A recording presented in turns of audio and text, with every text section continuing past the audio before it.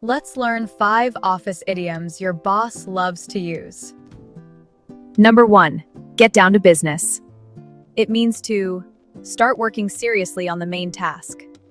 Example, let's stop chatting and get down to business. Number 2, on the same page. It means to agree and understand the situation in the same way. Before we start the project, let's make sure we are on the same page. Number 3, get the ball rolling.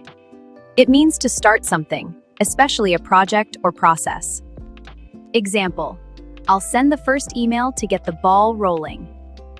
Number 4, touch base. It means to contact someone briefly to update or check in. Example, let's touch base tomorrow about the report. Number 5, the big picture.